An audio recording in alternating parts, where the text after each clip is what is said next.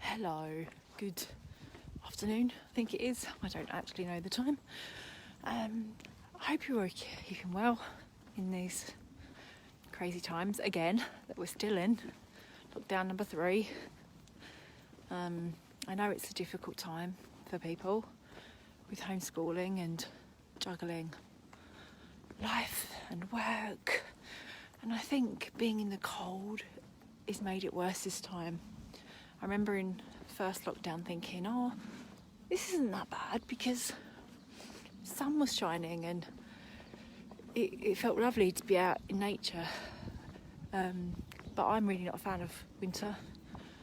Unless it snows, then it's kind of fun, but that doesn't happen very often these days. And so I'm not really enjoying lockdown number 3, shall we say, in the same way that the first time around was a bit of a novelty. So, I hope you're okay. The reason I'm coming in is because I've been meaning to come in for, about 2 or 3 weeks now and talk about... Sorry, I keep crossing roads to avoid people, so I'm distracted. I'm coming in to talk about Christmas, actually, as a reflection, which I've just not had time to do, obviously, for obvious reasons. And I kind of wanted to share my successes and my... I don't want to call them failures because that's a really negative word, but my less than successes, and to ask you what bits you did well and not so well. So for me this year it was about gift wrap and me ensuring that all my gift wrap was recyclable. I did brown paper wrapping and I tried the furoshiki, the material wrapping this year, which I really enjoyed doing, gave it a try. Didn't spend as much time on it as I wanted, partly because I didn't have the right shaped gifts. So it seems to work really well with like square, symmetrical gifts. And I just didn't have time. It's, being a busy mum, didn't have time to do it as much as I wanted. To try it out, I mean. But anyway, so I'm keen to carry on with that. So that was all good. And I managed to use all my scraps. Used a lot of scraps that people gave us gifts. I managed to keep 75% of them so that I've got loads of scraps for next year. So I've basically got myself free wrap for next year. So that's all good. That saved me money. We didn't have crackers this year. My mum has knitted us, or crochet, I don't really know the difference, some, but didn't get around to finish them by Christmas Day, so we didn't bother. But we had our beautiful hats from Indicate, which I wore for ages.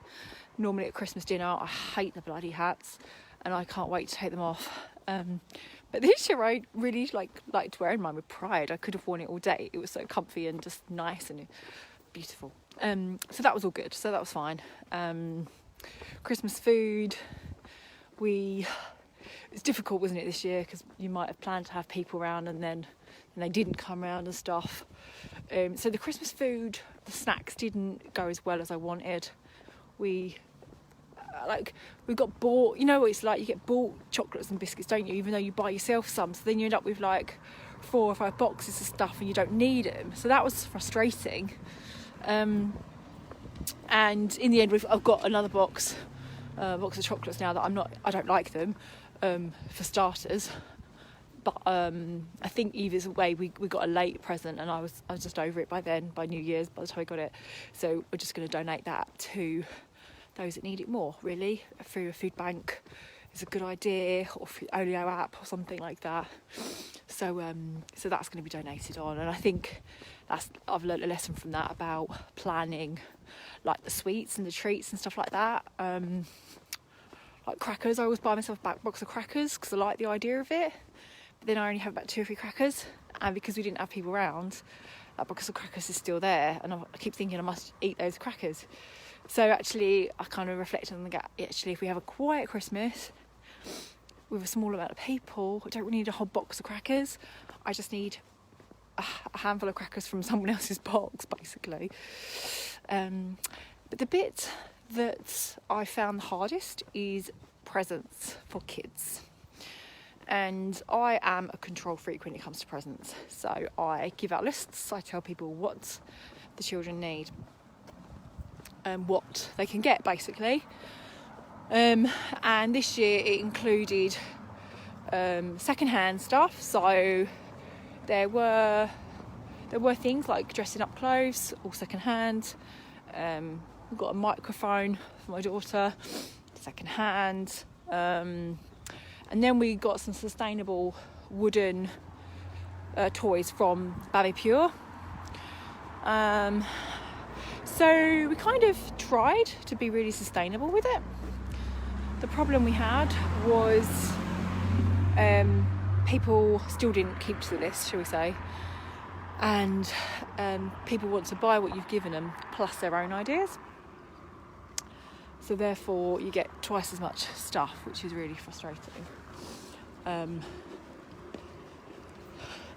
so that was hard, because I thought I'd controlled what the kids were getting, but then they got more. They got more stuff, and I have two problems with it. Is one, getting stuff the kids don't need. So, for example, clothes where they don't need clothes. So therefore, it's frustrating knowing that they get clothes. And then the problem is, I think, right, just put them aside, I'll donate them on. But by that point, the kids have seen them, they've tried them on, they've pulled off the tags, and they want to keep them. It's like, we've got 4,000 tops, we don't need any more tops, or whatever it is. So that I find that frustrating, because they don't need it. And knowing the conditions that these people work in to make clothes for pittance from Primark or wherever, it doesn't fit with my ethics, and I find that really hard to know how to deal with that, when of course loved ones are obviously showing their love and their generosity through giving presents. They've given you what you wanted, you asked for such and such, they've done that for you, they've respected your wish, but they wanted to buy their own thing as well, perhaps to make up a budget that they allocate per person, or just because they've seen it and they think, so and so would love it, so they buy extra. So there's that problem. The other problem I have is that so the loved ones that do know my ethics around, my morals around wanting second-hand stuff, is we've got loads of second-hand stuff, but we still got stuff they didn't need. So the problem I have with this now is that this year my focus was around so much getting kids second-hand stuff, that now my thoughts are around, but second-hand is great, but they still don't need loads of second-hand stuff. Like, I don't want my house to be full of kids' stuff that they trip over, that they lose, that they break, that they argue over. And what happened is we tried to spread Christmas out, so we didn't have this, indulgence of like a million toys or whatever on Christmas Day. So I thought I'll spread it out over Christmas Eve, Boxing Day. Day after, we went around my mum, she's in her bubble. So I didn't want my kids to feel spoiled. I don't want my kids to grow up thinking they get everything they want. But it didn't work, because by spreading it out over 4 days, it wasn't 4 days, because things kept arriving in the post from obviously family that we weren't able to see. So it went on and on for days. And it's just got to the point where the kids now just expect presents every day. Presents? Any more presents? No more bloody presents. And really by the end of the Christmas week, we already reflected, like, this wasn't the Christmas we wanted. The kids have got too much stuff, second-hand, sustainable, whatever, it doesn't even matter. It's the amount and volume of stuff. And so next Christmas, this year, I got to rethink this, because actually my pointers that I want to give family around, please buy second-hand, please buy just from the list, isn't just about that. It's about the volume of presents. The actual amount they physically unwrap was too much. And just, I wondered whether we got more because there was a different budget this year. No, same budget, just, cheap second-hand stuff is cheap. That it was just too much. So that was that. And so I wondered if any of you have got any tips on how to talk to family and loved ones. And I wondered whether now was a good time to do it, because obviously throughout a whole year you have different events. You have Easter, you have birthdays, returning to school, whatever it is that is considered a special occasion in order to buy gifts. Is January a good time to set the precedent of what your values and morals are?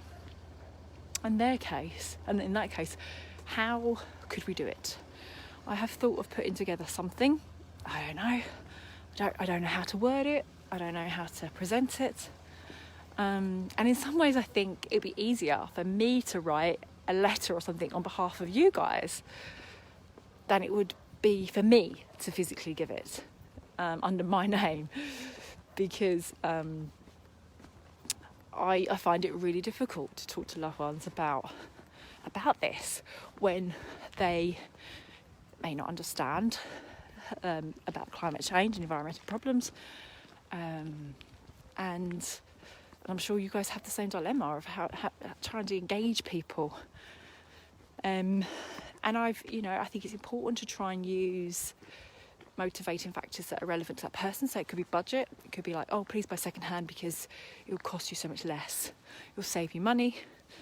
It could be, oh, buy second hand because those plastic things just break straight away, and it'll be such a shame to use your money on something that's going to break so easily. So there's all those kind of tips.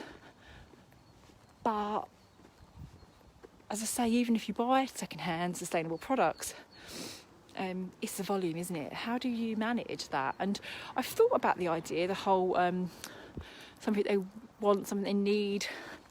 What's it? Something to eat, something to read. Is that it?